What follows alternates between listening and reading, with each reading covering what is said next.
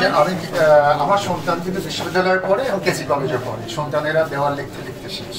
আমি এটা দিয়ে বোঝাতে চাচ্ছি না, এই দিনটার অপেক্ষা ছিলাম। যে দিনটা আমার সৌভাগ্য যে আমি আর মাত্র 5 মাস আসে, হয়তো 5 মাস পরে যদি আসতো, 6 মাস পরে আসতো, তাহলে এই দিনটা আমি দেখতেই পেতাম। সর্বোচ্চ চেষ্টা দিয়ে থাকি সততা সরলতার সাথে। আমি কিন্তু মিটিংয়ে প্রথমে একটা কথা বলি, স্বল্প মিলে আমরা ভালো থাকবো দেখানোর জন্য। কি বলি সেটা ধর্মীয় আবেগে সেটা বলি যে আমি মারা গেলে আমার হিসেবে কিন্তু আমাকে দিতে হবে, সততার কোনো বিকল্প নেই। এটা দেখানোর জন্য অভিনয় ইনশাআল্লাহ সর্বোচ্চ চেষ্টা করছি।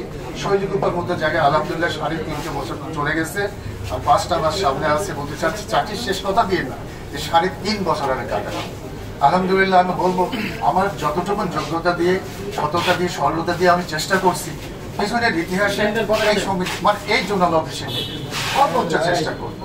আর যে কথাগুলো এটা আমার প্রাণের দাম, একটা হয়তো বা দেরি হতে পারে, সেটা কি যা যা যা যা বললেন সব হয়ে যাবে, কিন্তু এবং আমার উপরে অভিযোগ বক্স আছে, কোনো সমস্যা নেই। সেটা যে বললাম আর একটা অ্যাড্রেস দিবেন যে তাকে আমরা ইনফর্ম করবো, ইনশাল্লাহ আমরা এটা করে দেব। এটা বললাম যে এটা আপনাদের অতিরিক্ত চাপাচ্ছেন, এটা হয়ে থাকে, করে থাকি এবং করব। আর ওই যে বললাম, আবারও বলছি, ভুল হলে ক্ষমা চাইতে বা ভুল স্বীকার করতে কোনো অপরাধ নেই। আসলে জাতীয় পতাকাটা বলে থাকি, আর আমারও না যা হয়ে আসছে পিছনে কি হয়েছে জাতীয় দিনগুলোতে হয়ে থাকে, কিন্তু এটাই সত্য কথা। জাতীয় পতাকা প্রতিনিয়ত উঠবে, প্রতিদিন যদি বেঁচে থাকে, প্রতিদিন যদি প্রতিষ্ঠান চলে, প্রতিদিনই উঠবে ইনশাল্লাহ, কোনো ভুল থাকবে না, এর মধ্যে হবে না ইনশাল্লাহ। এটা শুধু অন্তর থেকে বলছি, শুধু আপনাদের বলছেন বা আপনারা সম্মুখে আসছেন তা না, অন্তর থেকে চাচ্ছিলাম এই দিনগুলোর।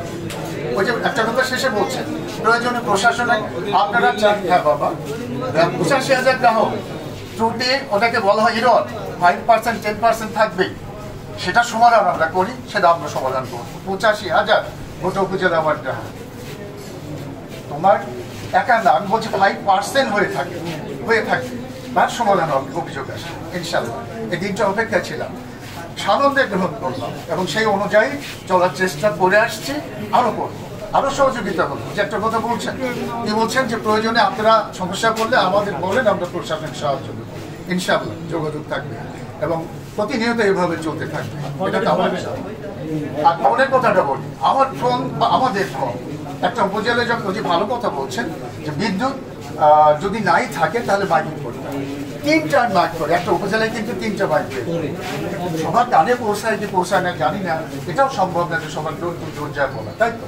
আর ওই যে ফোনের কথা বললাম, যেটা অভিযোগ কেন্দ্রের একটা নাম্বার থাকে এবং এলাকা ভিত্তিক নাম্বারগুলো থাকে।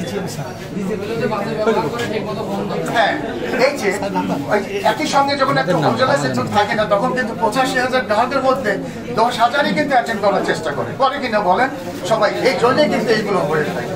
আমরা ফেসবুকে দেব, আমরা মাইকিং করব, আর এটা আমাদেরই ভাষা, এটাই স্বাভাবিক। ফোন নাম্বার বন্ধ পাই কেন? অনেক সময় ফোন নাম্বার বন্ধ থাকে না, আমরা তো অপেক্ষা করি ফোন চালু রেখে,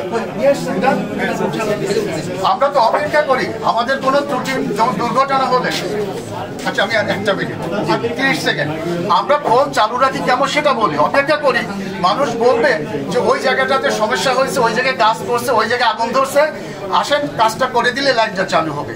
এখন পর্যন্ত ফল ডিটেক্টর বলে কিছু বাংলাদেশে হয়নি যে আমার লাইনটা ধরে নেন মির্জাপুরের সমস্যা হয়েছে, হয় পাবলিক বলবে, না হলে আমি ডোর টু ডোর খুঁজে বেড়াবো। অতএব আমি ফোন এই জন্য খোলা রাখি সবগুলো, যে কেউ না কেউ বলবে যে স্যার ওই জায়গায় একটা শব্দ হয়েছে, ওই জায়গায় আগুন ধরছে, ওই জায়গায় গাছ পড়ছে, আমরা অপেক্ষা করি, বন্ধ থাকে না। কিন্তু একসঙ্গে যখন একটা ফিডার বা 10-50,000 গ্রাহক একসঙ্গে ঢুকতে যায়, সবারই এইটাই দেখা যায় যে আমি যদি আমার চালু অবস্থায় উনি কথা বলেন, তখন কি পাবেন বলেন তো?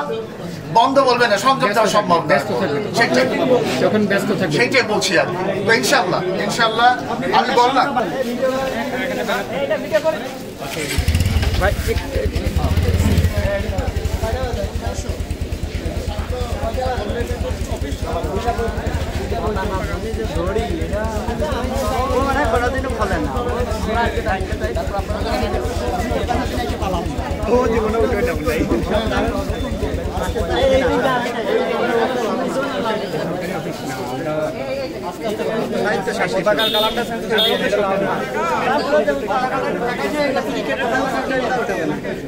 বাধ্যতামূলক। আমার দেশে ব্যবসা করতে আসলো